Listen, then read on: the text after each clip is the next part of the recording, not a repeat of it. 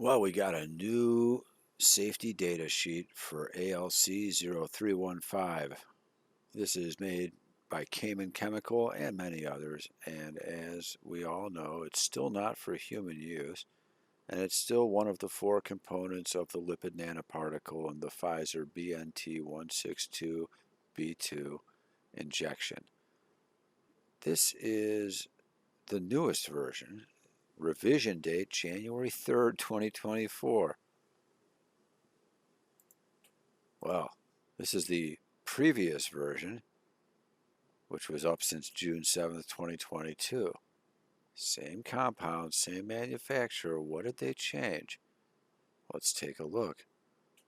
On the original version, the most important symptoms and effects, both acute and delayed, include may cause anemia, cough, central nervous system depression, drowsiness, headache, heart damage, lassitude, that's weakness or exhaustion, liver damage, narcosis, reproductive effects, teratogenic effects, that's like birth defects. How's the new one look? Well, good news. Now the most important symptoms and effects, both acute and delayed, are no further relevant information available. Now here's the new safety data sheet, also revised January 3rd, 2024, for ALC-0159, another one of the four components of the lipid nanoparticle in the Pfizer BNT162b2 injections. And good news, in this newest version, same story. No further relevant information available about the most important symptoms and effects. Of course, since January 19th, 2022, same manufacturer, same compound, told us that, just like ALC-0315, may cause anemia, cough, central nervous system depression, drowsiness, headache, heart damage, lassitude, that's weakness or exhaustion, liver damage, narcosis, reproductive effects, teratogenic effects.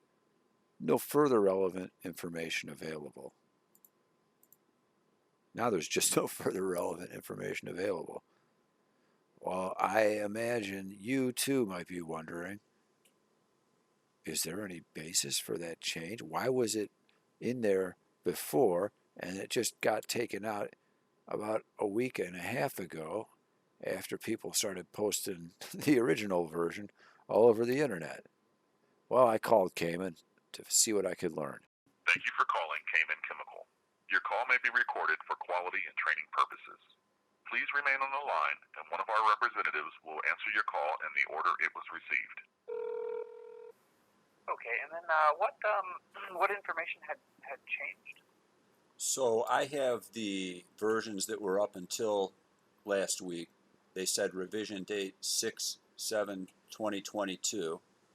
So I believe that was the previous version until January 3rd, 2024.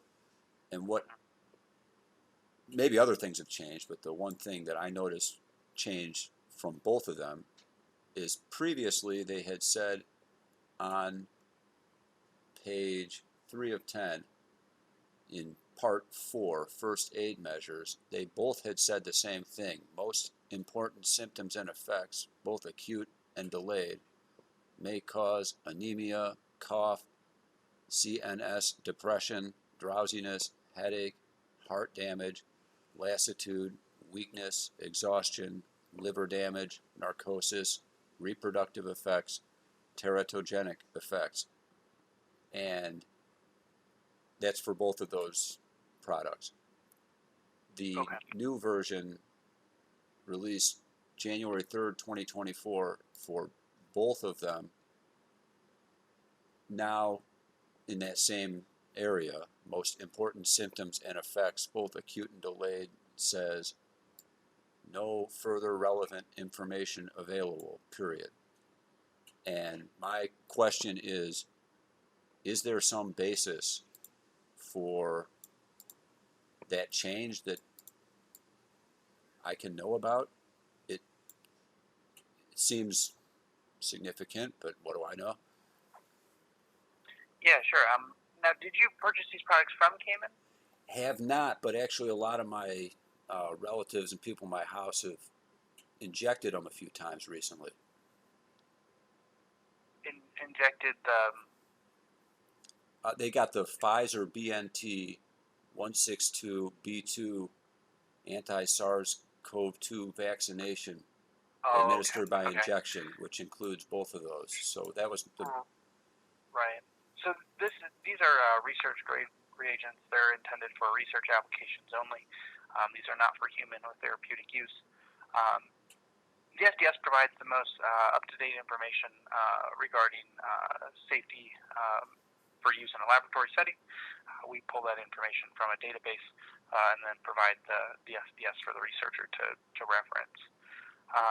Unfortunately, I don't have access to the older versions, so I'm not exactly sure why there was a change there. Typically, that information is pulled from a database and then put into this SDS.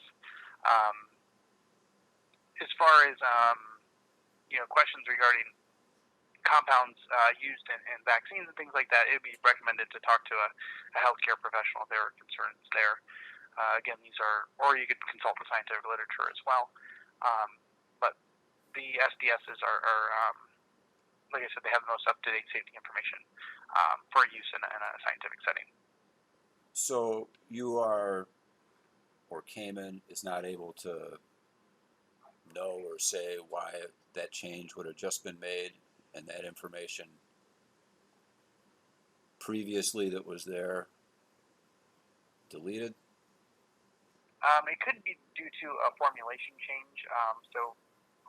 If the product was previously provided in a solution, then perhaps we had now it's provided as a solid. Perhaps we updated the SDS in some way in that way. But yeah, unfortunately, I don't have access to the older version, and so I wouldn't be able to comment on the exact difference there, just because I don't have the information in front of me. There you have it, folks. Good news. January 2024, there might have been a formulation change. So going forward from January 2024, ALC-0315 and ALC-0159 may no longer cause anemia, cough, central nervous system depression, drowsiness, headache, heart damage, lassitude, liver damage, narcosis, reproductive effects, and birth defects. So I hope you're not worried about having gotten a bunch of injections of the old formulation, 2021, 2022, 2023.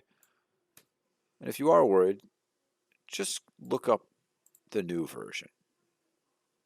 We'll all feel better.